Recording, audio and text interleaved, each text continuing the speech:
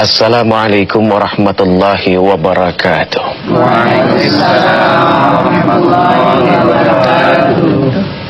Alhamdulillah, segala puji bagi Allah. Allahu Rabbul Alamin. Allah yang memiliki, yang mengatur, yang menguasai seluruh alam semesta ini.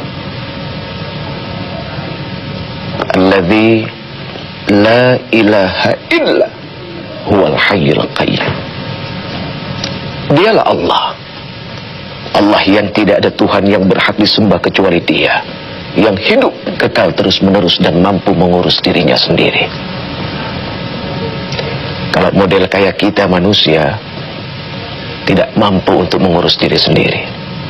Seorang suami pasti butuh untuk diurusi oleh istrinya. Seorang istri pasti juga butuh untuk diurus oleh suaminya. Apalagi yang namanya anak-anak sangat-sangat butuh untuk diurus oleh kedua orang tuanya. Nah, ketidakmampuan mengurus ini adalah sifat lemah. Dan Allah Tabaraka wa Ta'ala, Allah Rabbul Izzati, jauh daripada sifat itu semua. La ta'khudhuhu sinatun wala naum. Allah tidak pernah mengantuk, apalagi tidur. Karena mengantuk dan tidur ini juga sifat lemah yang dimiliki oleh makhluk. Kalau seandainya ada di antara kita naik motor, ngantuk, kira-kira apa yang terjadi? Subhanallah, musibah yang besar. Jadi kalau seandainya Allah Subhanahu wa Ta'ala di dalam mengurusi bumi ini, Allah dalam keadaan mengantuk, maka demi Allah apa jadinya ini bumi? La ta'khudhuhu sinatun wala naum. Jadi Allah tidak pernah mengantuk dan Allah tidak pernah tidur. Lahu ma fis samawati wa ma fil ardh. Miliknya segala apa yang ada di langit dan di bumi. Kita ini semua adalah milik Allah. Istri titipan untuk suaminya, suami titipan untuk istrinya, anak-anak titipan untuk kedua ibu bapaknya. Jadi kita semua adalah milik Allah. Subhanallah. Kalau memuji Allah itu Allahu Akbar, tidak akan pernah habis, ya. Allahu Akbar. Allahumma salli wa sallim wa barik ala hadzal nabiyil karim sayyidina wa maulana Muhammadin wa ala alihi wa ashabihi ajma'in, amma ba'd. Kepada Rasulullah yang makamnya senantiasa diziarahi, masjidnya tidak pernah sepi dari orang-orang yang ingin dekat dengan beliau. Kalau setelah matinya beliau, setelah perginya beliau, setelah tidak adanya beliau, begitu banyak orang-orang yang mau dekat dengan beliau. Bagaimana ketika beliau itu masih ada? Subhanallah.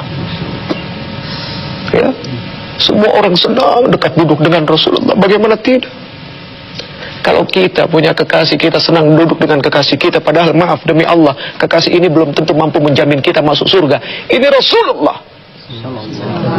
Ketika kita dekat duduk dengan beliau, ini beliau bisa jadi jaminan kita masuk ke dalam surga dan bebas daripada azab api neraka. Maka kepada beliau yang mengaku cinta, yang mengaku senang, sudah sangat sepantasnya untuk memberikan puji-pujian yang baik. Suka bersolawat ibu? Suka ya? Bapak, ikhwan di belakang, kelihatan. Kalau orang yang senang baca salawat, mukanya lain. Ya, orang yang senang memuji itu mukanya lain. Allahu Akbar. Sallallahu Rabbuna ala nuril mubin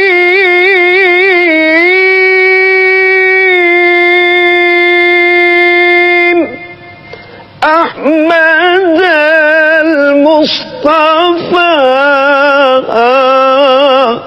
Sayyidi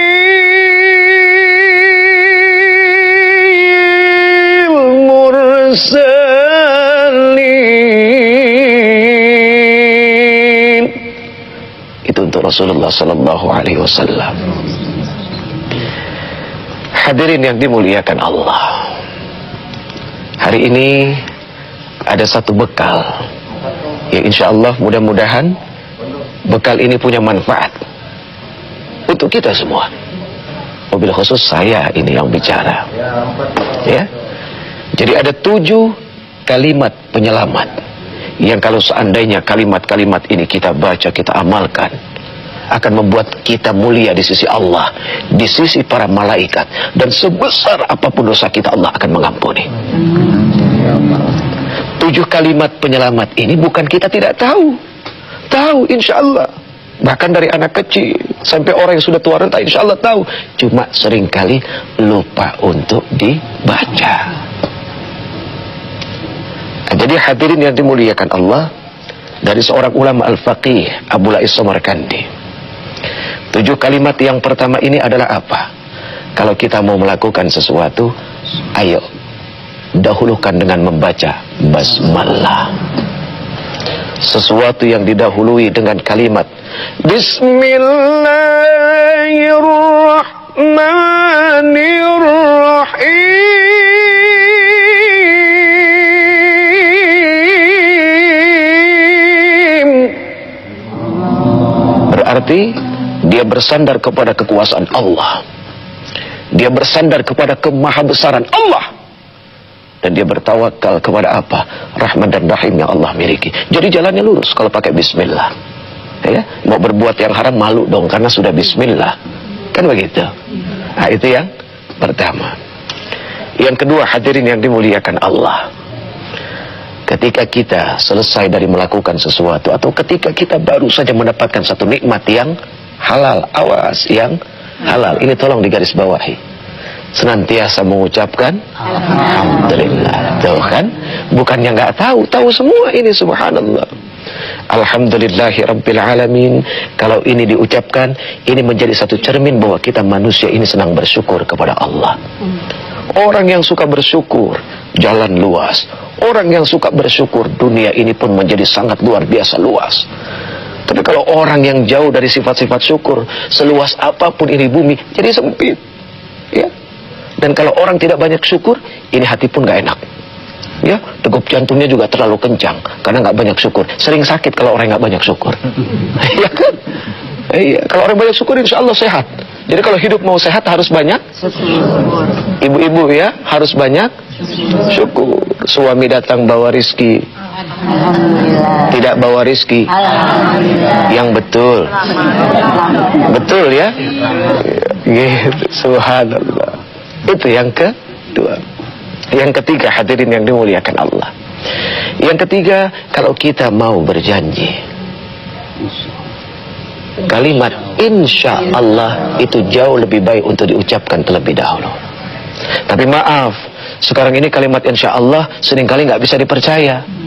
Asbab apa? Karena kita yang mempermainkan. Bu, nanti malam jangan lupa ya, kemana ada pengajian. Oh, insya Allah.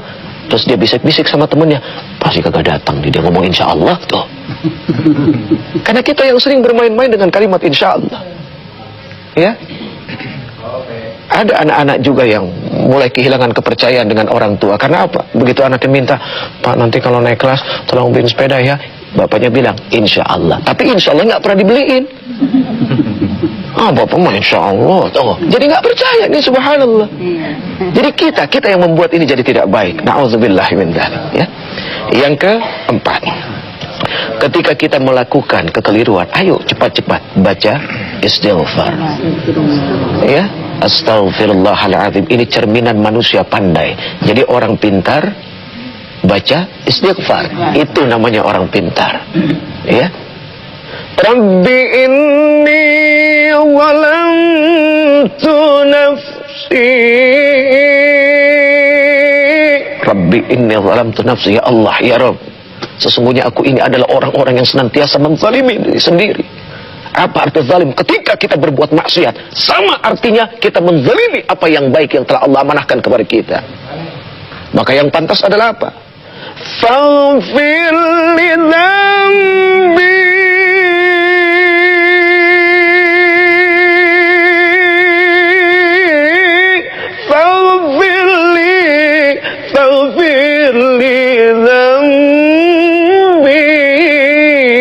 Maka ampunilah dosaku.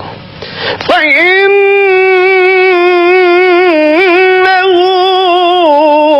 la yaghfirudz dzunuba illa anta, maka tidak ada yang bisa mengampuni dosa kecuali Allah. Jadi minta ampun kepada Allah.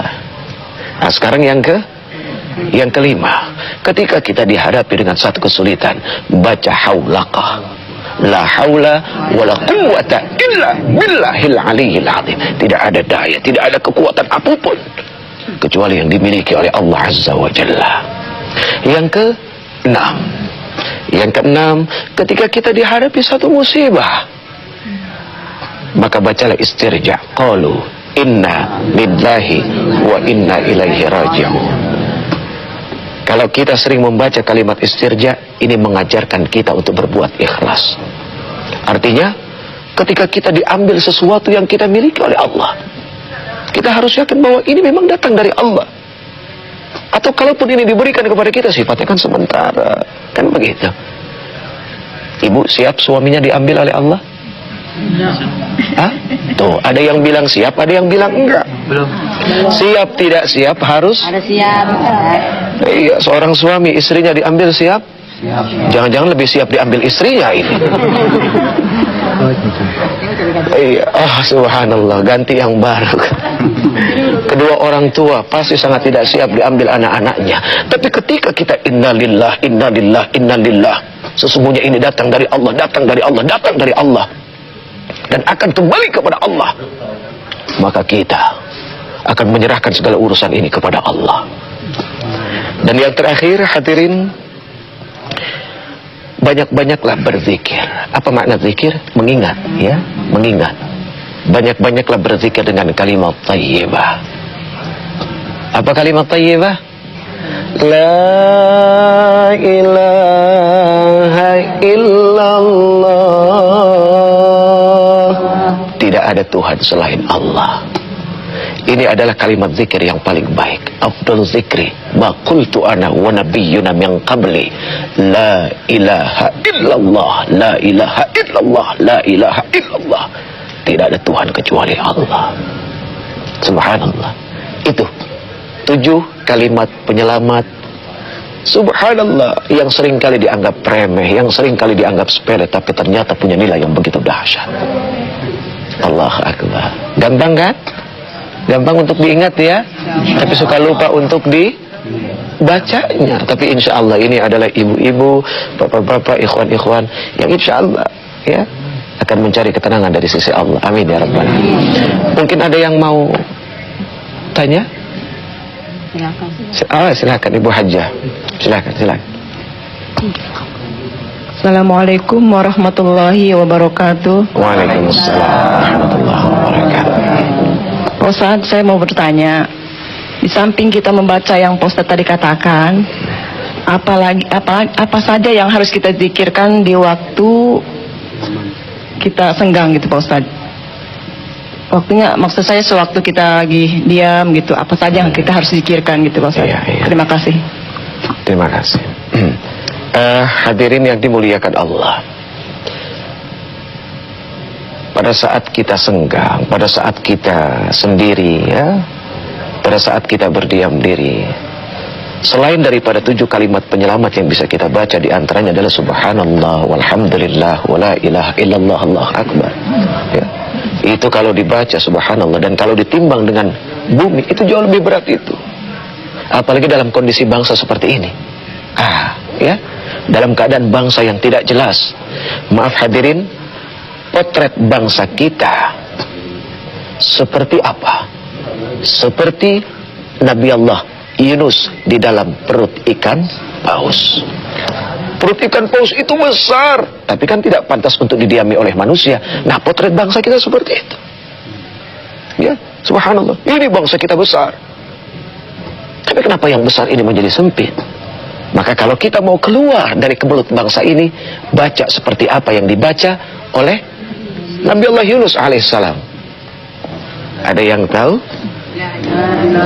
La ilaha illa anta subhanaka inni kuntu minadz zalimin. Wah, nikmat ya. Kalau ini dibaca insya Allah, mudah-mudahan kita bisa keluar dari perut.